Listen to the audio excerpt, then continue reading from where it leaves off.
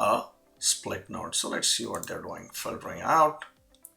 So if we go over here, they're using an if node. Now, if I take that workflow file, AC, I'm just pasting it in the same one so that I just get the nodes that I want. All right. So what he was saying that in this Airtable, he did not need everything. What he needed was just the processing data, right? So the way we're going to do that, we're just going to add one more node over here for if, enter, and our status is equal to processing. Perfect. Now if I run this node, now you'll see we only got 14 items which are processing, and in the false branch of this, it went to the booked one. We do have to do something with the booked as well, but this is how this node works. Now I do not need this. We can delete this, save this. I have not run the Airtable node yet. So let's see what it is trying to tell us. We need to filter out the data by order status. Okay.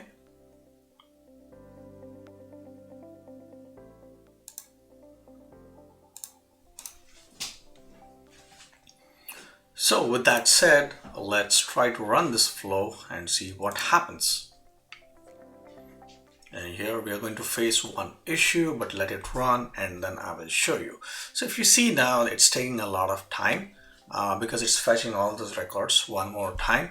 In order to avoid this in the future, like when you are developing your own workflows and you're doing a bunch of testing, it's annoying to wait for so long. So I'll show you a trick. Once it's loaded, so it's executing, it's getting the records, let it get it, and then we are going to pin this data, and I'll show you how to do that. Let it execute. So now we got the data. What we can do is like we can pin the data. This pin, once this is pinned, it doesn't matter. Next time you run it, you see it directly jumped over here. It did not run this because it was already, the data was already pinned. So when you're testing and doing something, you know, in order to not wait and not waste your API keys, your credits, just pin the data and use it that way. So 14 items, we saw 14 items were here.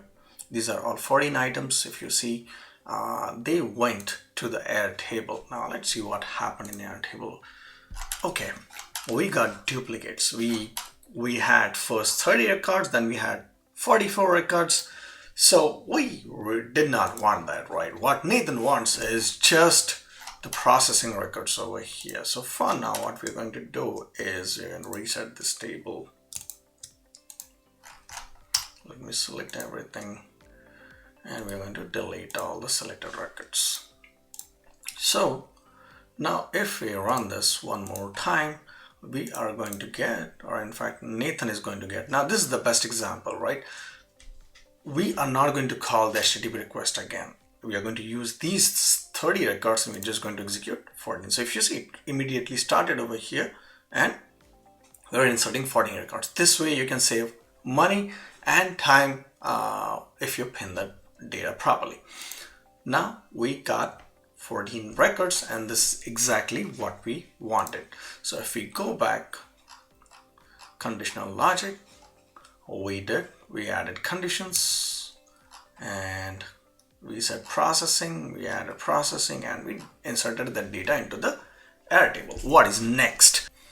So what Nathan is saying over here is like, hey, this is amazing, I have all the information, let's keep all the data over here. But what we suggest him is that right now we only have 14 records and data takes space. If the data warehouse is humongous, and usually the data warehouse is usually in terabytes of data, sometimes gigabytes, so it's not feasible to put everything that you're getting and putting it into the table just because you have access to the data. You should only put the data that you need. So in this case, Nathan only needs two fields for processing, name and order ID, I guess. Yes, imply name and order ID.